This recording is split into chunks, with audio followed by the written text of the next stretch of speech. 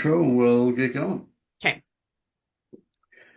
Okay, I am Chris Avina with American Outdoor News. Welcome to another episode of the American Outdoor News podcast.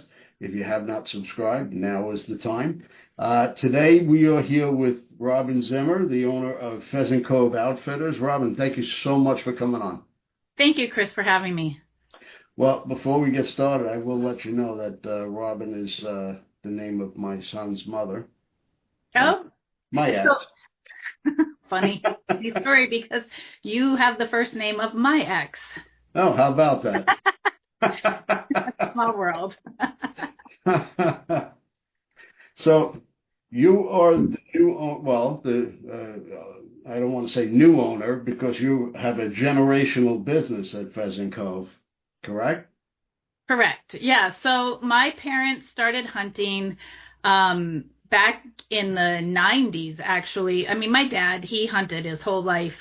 And then because crop prices were bad, they needed to make some money in order to pay the taxes, to keep the land, the farm, whatever. And so Dad started bringing in hunters and charging them to pheasant hunt. And I mean, again, back in the 90s, this was before this was really even heard of in the state. And that's kind of how it started.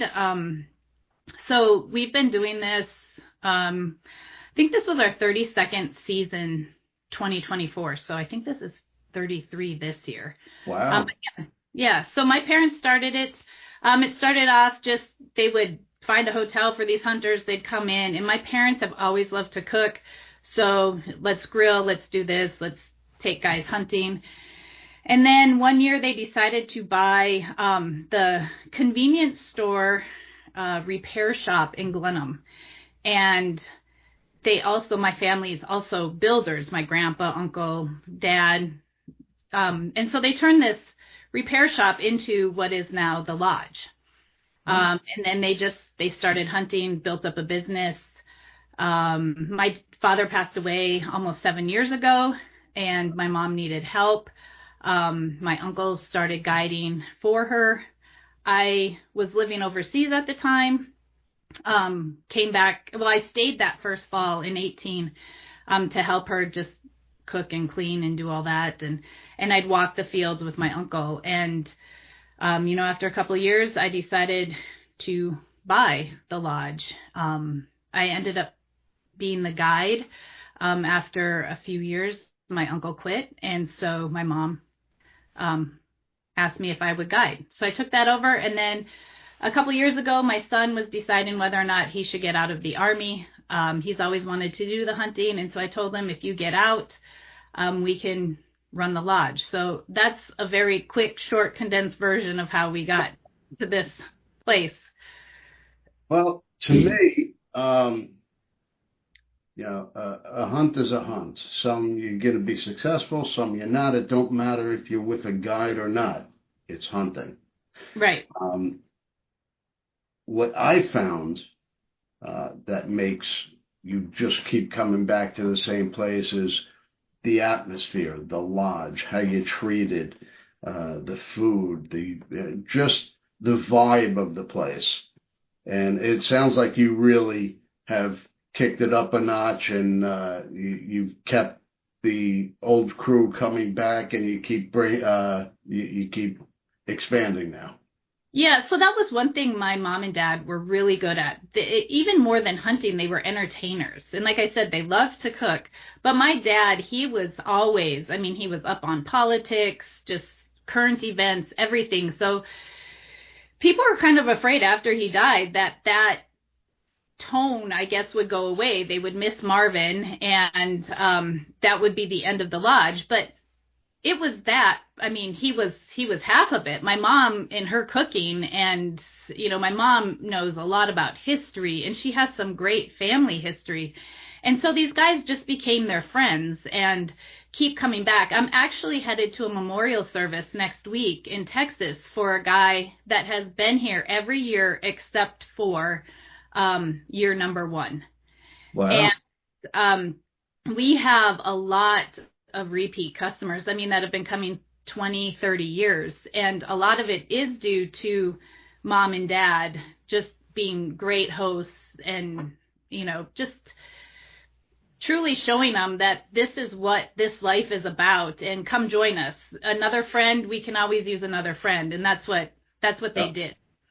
You know, going on a hunt for an outdoorsman, it's a vacation as well. You're not, well, I'm going hunting. You're going on vacation. You Right. want to have a good time. You want to enjoy the people you're hunting with and the lodge that you're staying at. That's all a part of it.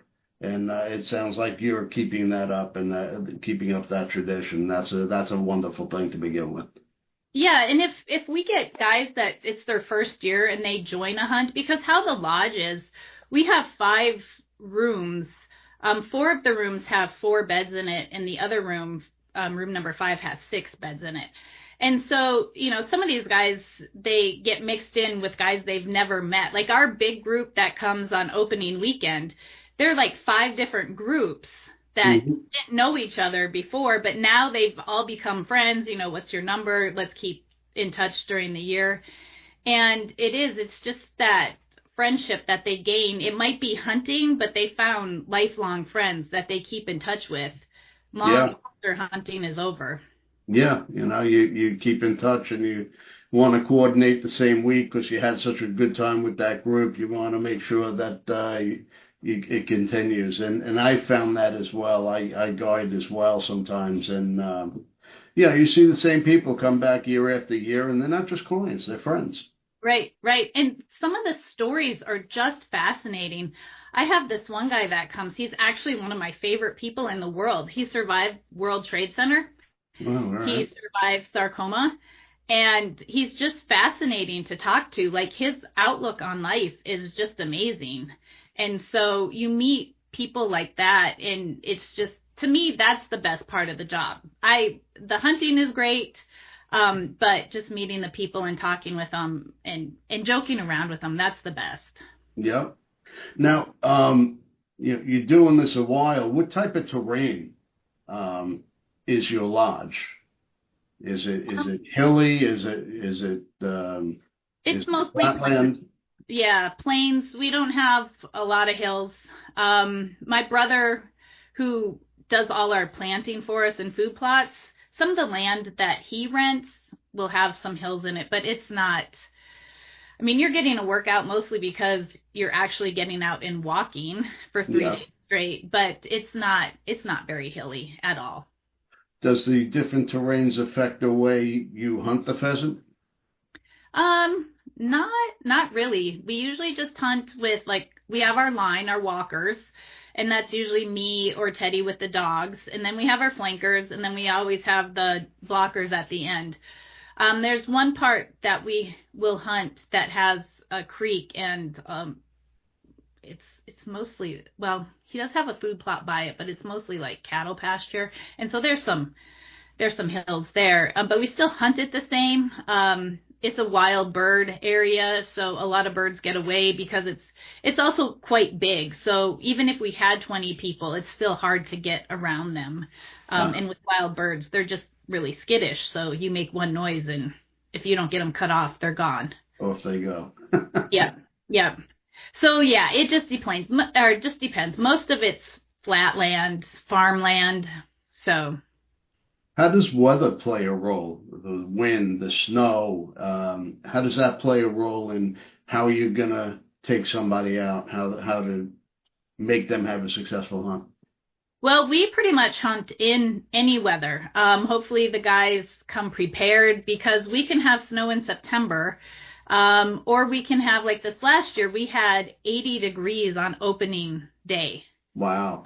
So that, is really warm, and we have to be really careful for the dogs and stuff. But we will take them out in rain. We hunted in pouring rain this last year.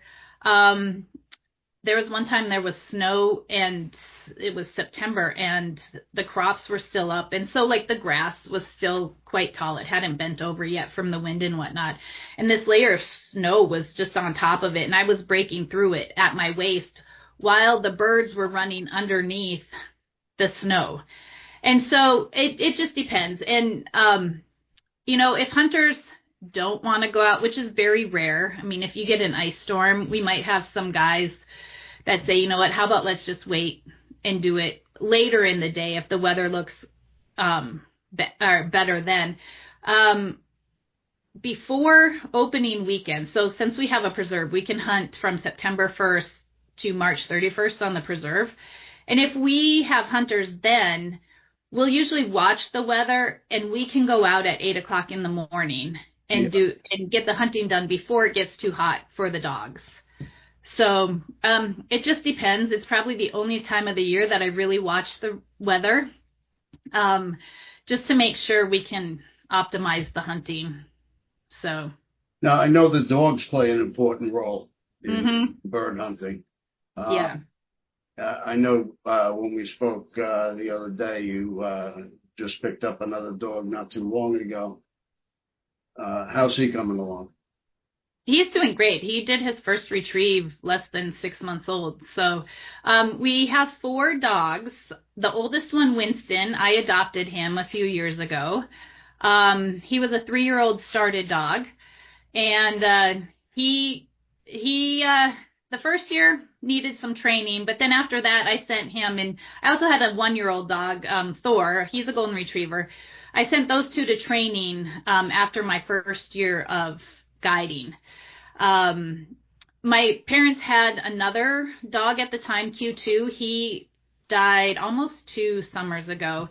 He was awesome. He's a Vizsla golden retriever mix, and he could do anything. He could point, he could flush, he could retrieve. He was just awesome dog. My parents had 2 of them at the time, and Q2 was the older one, but the younger one ended up dying in his kennel. He got some cord wrapped around his neck and choked himself. So Q2 was out there and pretty much showed Winston and Thor the way. But then that next summer, so it would have been like 2021, I took Thor and Winston to a trainer. And now they're super awesome hunting dogs, I must say. I mean, they're my babies, but they're pretty awesome. Well, and I know it's pretty expensive to train a hunting dog. Yeah. Yeah. I mean, along with just the training, just the upkeep and, you know, I will say mine are spoiled because I do keep them in my house and they are my babies. They are my pets. But yeah, the training does get expensive. Teddy has trained his own dogs. They're coming along. He has Odin. Both of his are golden retrievers. Odin is almost 2 and Bo is almost 1. So he has 2 puppies still. Odin is great. He finds everything, but for some reason he hasn't picked up a bird yet. He will put his nose on it and you have to go get it. They'll let you know where it is. Yep, he definitely can find them, but he just won't pick them up yet. Bo, like I said, he retrieved at 6 months. And so, you know, the puppy is still in him, and I can't wait till he's a couple years older. But those are our 4 dogs right now, and all of them are great. Well, you got to pamper the dogs. They work hard. You know, this morning I went to the gym at 5:30 this morning. I actually tucked my dog into my bed, put the blanket over her. I left, and she went back to sleep. Yep. Okay, I don't let my dogs sleep with me, but they get up on the couch. I take them everywhere I go. Yeah, they're my babies that are not humans. Absolutely. Yep. They're family members. You know, yep. They're not just work dogs. Yeah.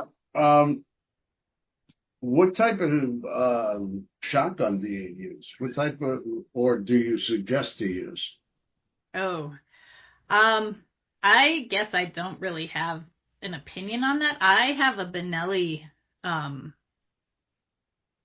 my gosh, and I can't think of what it's called. Actually, my kids just got it coded for me for my birthday. It's white and black camo, and then it has my logo engraved on it. I have a super black eagle. That's what I have. And the reason why I got that, when I was looking, I don't know a lot about guns. That's Teddy's area. But my dad had a super black eagle, and so that's why I got it. Tradition. Yep. You know, we have guys that come with guns that they've had forever and ever and ever. We have guys with, guns that are $80,000 that come. It's really their preference. So Teddy's probably, my son is probably the one to answer that more than me. Admittedly, I have not done a lot of bird hunting. I have a nice Browning 12 gauge that I, have used, but I'm more of a big game hunter. I've got to get more into bird hunting because I like duck, I like pheasant. I might as well go out and get my own, right? Yep, yep. I actually prefer to shoot clays. I mean, when I hunt, I don't carry a gun. So there's just too much going on. Or when I guide, I don't carry a gun. There's too much going on with, controlling the dogs, making sure the hunters aren't shooting each other, just getting the birds from the dogs, keeping everybody in line. And, the amount of times I have to bend over and grab a bird from the dog, I don't need to worry about where the barrel of my gun is. So, the guides at Pheasant Cove, we don't carry guns for that reason. I shouldn't say never. When we have a smaller group and nobody wants to block, I'll go down and block. So I shouldn't say never, but in most of our groups, Teddy and I aren't carrying our guns. Now, as a guide, I know you come across all kinds of people. You gotta have some amazing stories of people trying to guide the guide, people just doing their own thing. There's always something. I would say my favorite one on telling me what to do is an Olympian who came, and great shot. The first time he ever came, he was on the phone talking out in the field, and a bird got up, shot the bird, and never stopped talking. Like, it was just that quick. So excellent shot. And when he first started coming, he was shooting a 410. And then as he was getting older, it switched to a 16 gauge, but awesome, guy. But yeah, he always knew what to do shooting and everything like that. One of my favorite stories when I first started guiding, and I was kind of thrown into it, after my dad died, but I get this Jim and James, and Jim is the older guy, James is the younger guy, and then there were two other guys with us that have been coming for years, and Jim and James, it was their first year. So most people, when they come, I've shot trap, I've shot skeet, I know what I'm doing, bird hunting, right? Okay. Yep. So I tell the guys, okay, when we get off the bus, or before we get off the bus, okay, everybody have shells. Yes. Okay, you're going to do this, and you're going to be here with me. So James, the younger guy, he's on the line with me. And because there were only four and myself, I think we had two walkers plus me, one flanker, and one guy blocking at the end. So we get maybe a quarter of the way down the field, and James says to me, do you have any more shells? What do you mean? Do I have any more shells? Well, I put 5 in my pocket, and 4 birds is the limit. And so I just thought I would put an extra one in my pocket because I'd be done with my 4 birds at this time. Wow. And this is the very first drive of the first day that they're hunting. And I was like, I don't know what to do. So the other 2 guys that are close to me, I'm like, hey, do you guys have any shells? Well, they were shooting 20 gauges and he was shooting a 12 gauge. So this kid had to walk the rest of the field because all the shells were down at the other end of the field with the blocker. And so he had to walk the rest of the field. So we get done hunting, and I was like, what are you doing? And he's like, well, I just figured that I would get done with my 4 birds and be done. Well, sometimes, some days you shoot 6 of whatever the limit is because you're in a group, right? So I just told them from now on, you just put a box of shells in your vest. Make sure there's plenty when you get off the bus. So we finished that day. The next day, we're on the third day. We're in this field that I call the honey hole. We're like on the last drive. We need a few birds to get our limit. And so we are maybe halfway down the field. There's birds everywhere. And, you know, guys are great shots until they're not. Yep. And we get halfway down the field, and James says to me, Robin, I'm out of shells. Why are you out of shells? And I don't actually remember his excuse that time. He's like, well, I just figured we'd have our limit by now and we'd be done. So I told them to stand in place. I ran down to the end of the field, grabbed shells for him, ran back, got him shells, and we finished the rest of the drive so they could limit out, and we were done. But that was definitely a great lesson for me. Like, hey, guys, just put a full box in your pockets. Like, we will see birds. And, you know, we do 4 bird limit a day because we have the preserve. We can go over the state 3 bird limit. Yeah. And so, like, if we shoot, let's say 4 guys, 16 birds, let's say we shoot 20 birds, you know, and we're on the preserve. It's not a big deal to me. Just make sure you have enough shells. So that is one lesson I've definitely learned with hunting. But yeah, it's plus, you know, one shot, one kill, right? Yeah, except for that. That happens with birds all the time, right? No. No, it does not. No, it does not. Actually, I've had to tell groups because they'll like unload their gun at one bird and it's not even close to them. They just unload and then a bird gets up in front of them and they don't have any shells in their gun. So they can't even shoot at the one that's right there. So I try to tell them, like, try not to unload if the bird is 300 yards away. That's not going to work for you. Yep, absolutely. Yeah. So it's just, you know, you never know what you're going to get, but great things do come up. We have one group, he's been coming forever, and it's 3 brothers. And then it's their sons and then friends of theirs. It's our biggest group. I think they bring 20 guys. Wow. And so this last year, they were having a great time getting their birds. I think one day their total number of birds, because you can buy extra birds also. So like if you want your limit to be more than 4, like these guys do 5 birds a day for each one of them. Okay. So I think they ended up with a day's limit of 101 birds.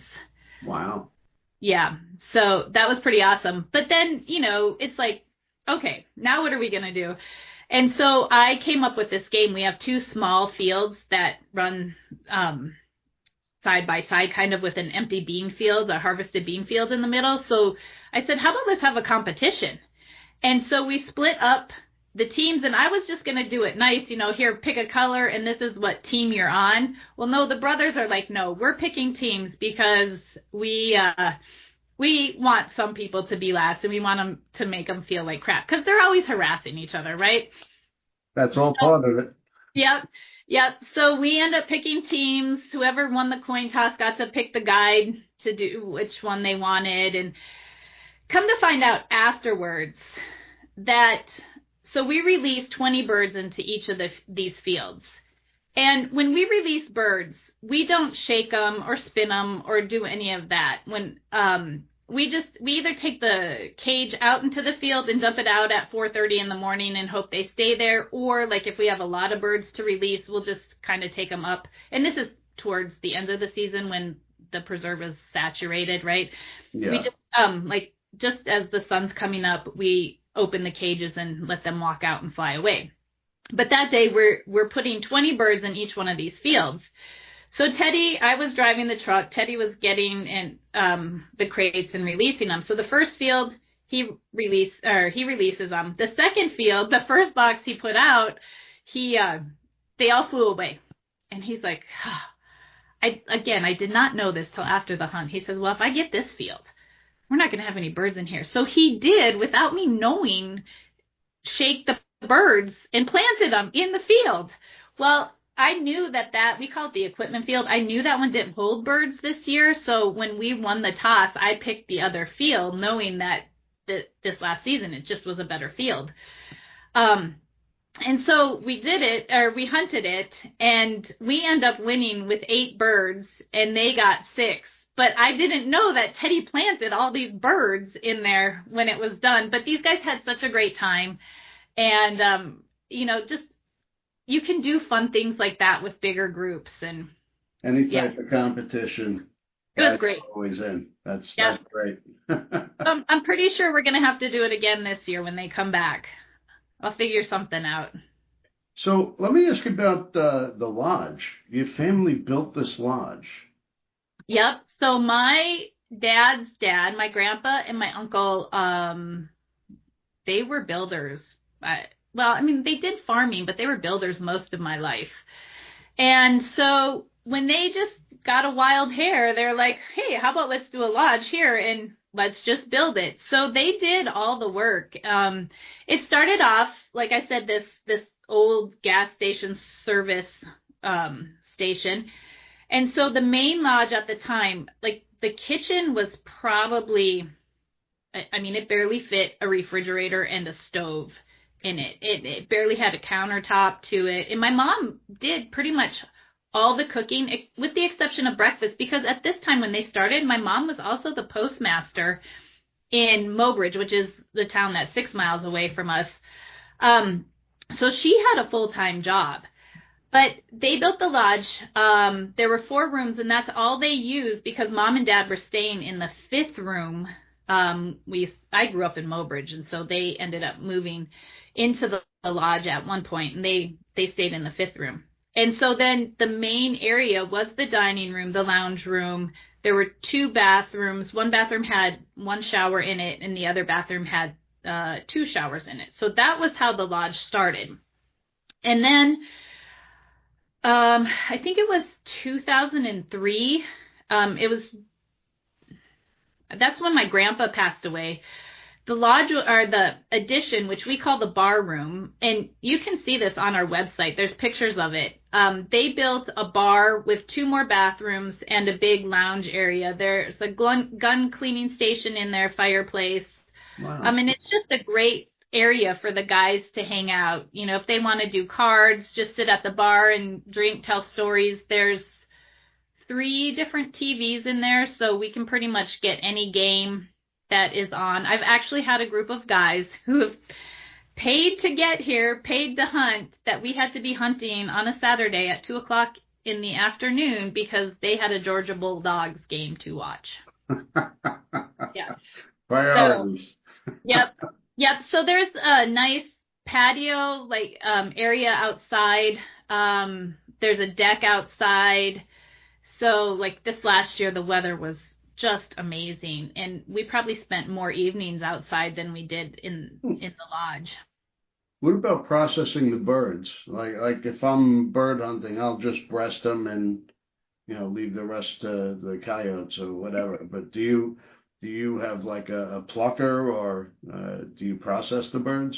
Well, so thankfully I do not have to do that. Again, Glenham is a small town of 100 people. And when my dad started doing this, he didn't want to clean all the birds. So he asked, and he's a distant cousin, maybe a second cousin to my dad. He asked this guy, Frank, if he would clean the birds for him. And I think he was giving him $1 a bird at the time, 30 years ago. That was decent money.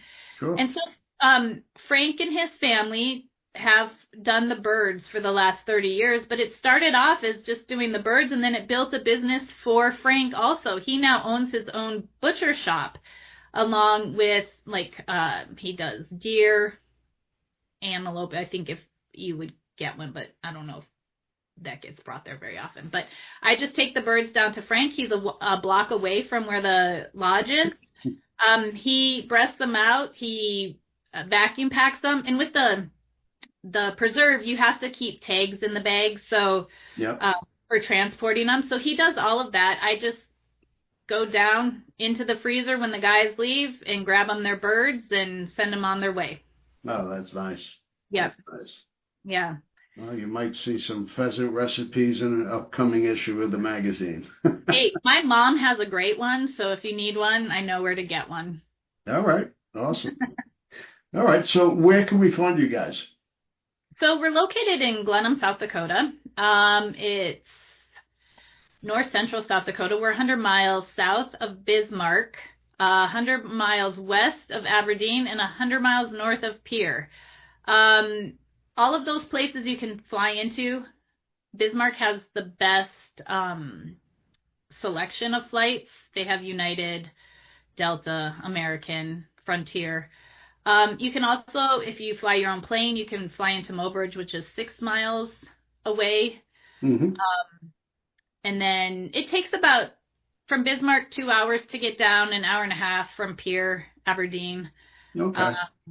So, yeah, north central, right on the Missouri River. We hunt a lot of our land right along the Missouri, so beautiful pictures and things like that. Well, I just sold my plane, so I'm gonna have to, fly commercial now. Yeah. If you take 1804 down from Bismarck, you'll drive along the river, so those views are really nice. Nice. Yeah. All right. And your website is pheasantcove.com. Yes, website is pheasantcove.com. We are on Facebook, Twitter, Instagram. That's Pheasant Cove Outfitters. One thing I would like to say before we go is that we are all inclusive. A lot of people don't quite grasp that when it is first brought up, but we provide the guides and dogs. We provide the lodging, the food, 3 meals a day, snacks, beverages, adult beverages. We provide the shells, the processing, a cooler, like a soft-sided cooler. So if you want to transport them, a lot of guys just put the birds in the cooler and throw them on the plane. Yeah, so the shells we provide are 12 and 20 gauge. If you shoot something else, you'll have to bring your own. Okay. But yeah, really, truly, we provide guns if you need one. The only thing you need to really show up with is clothes, depending on what weather is coming. And then we will help you purchase your license once you get there. You can do it on your own before you get there, but a lot of the guys just hand me their credit card and let me do it. Okay. Nice and easy. Yep. Yep. All right. Well, definitely go to pheasantcove.com, book your next hunt, and subscribe to our channel, and we'll see you next week. Awesome. Thank you.